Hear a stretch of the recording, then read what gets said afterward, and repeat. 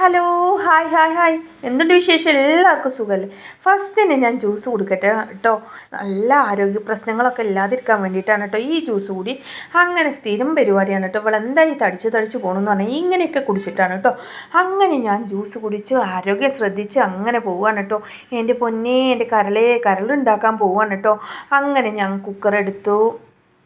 എൻ്റെ സ്റ്റൈലിൽ കരളുണ്ടാക്കണം കേട്ടോ. എൻ്റെ പൊന്നെ, കരൾ മാത്രമല്ല കേട്ടോ, കരളിൻ്റെ കഷ്ണങ്ങളും ഉണ്ട് കേട്ടോ. അങ്ങനെ ഞാൻ കുക്കർ അടുപ്പത്ത് വെച്ചു. അതിലോട്ട് വലിയ ജീരകം എണ്ണ ഒഴിച്ചു കേട്ടോ. ഫസ്റ്റ് വെളിച്ചെണ്ണ ഒഴിച്ചു. അതിലോട്ട് വലിയ ജീരകം, ചെറിയ 2 പട്ടയുടെ ചെറിയ പൊട്ടിട്ടോ, കൂടുതലാവാൻ പാടില്ല പട്ട, അതും ഇട്ട് കൊടുത്തു. അങ്ങനെ ചെറിയ ഉള്ളി ചതച്ചതും ഇഞ്ചിയും വെളുത്തുള്ളി ചതച്ചതും കുറച്ച് സാൾട്ട് ഉപ്പും കൂടി ഇട്ട് നന്നായിട്ട് വണക്കിയെടുത്തു കേട്ടോ. നന്നായിട്ട് വണക്കാന്ന് പറഞ്ഞാൽ ആ പച്ചമണം പോകുന്നത് വരെ മതി കേട്ടോ. അങ്ങനെ പച്ചമണം പോകുന്നത്, എൻ്റെ പൊന്നെ കരൾ കണ്ടോ, കരൾ കുറച്ചുള്ളൂ കേട്ടോ കിട്ടിയത്, ബാക്കി അങ്ങ് കരളിൻ്റെ കഷ്ണങ്ങളാണ് കേട്ടോ. അങ്ങനെ തക്കാളി അതിലോട്ടിട്ട് നന്നായിട്ട് അതും കൂടി വാട്ടിയതിന് ശേഷം കുറച്ച് കറിവേപ്പിൻ്റെ ഇല. എൻ്റെ പൊന്നെ, എൻ്റെ സ്റ്റൈലിൽ ഒന്ന് ഉണ്ടാക്കി നോക്കി എന്തോ ഒരു ടേസ്റ്റാണെന്നറിയോ. സ്വയം പുകഴ്ത്തൽ പിന്നെ എനിക്ക് പൊതുവേ ഉള്ളതല്ല കേട്ടോ. അത് സ്വയം ഞാനായിട്ട് പുകഴ്ത്തില്ല കേട്ടോ.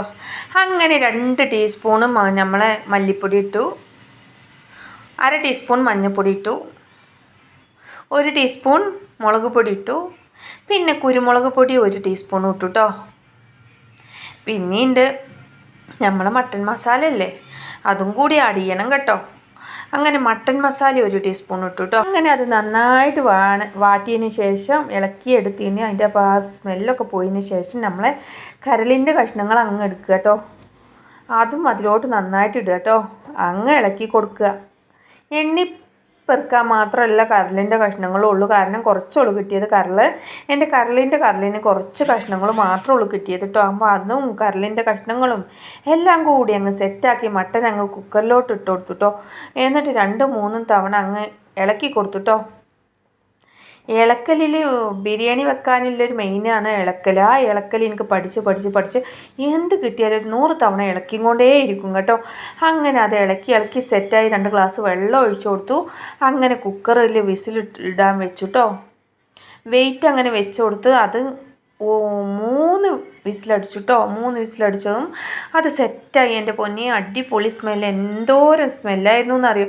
അങ്ങനെ അതിലോട്ട് നമ്മളെ ഫേവറേറ്റ് ആയിട്ട് ലീവ്സ് ഇല്ലേ, അതും കൂടി ഇട്ട് കൊടുത്തു കേട്ടോ, മല്ലിച്ചപ്പ്.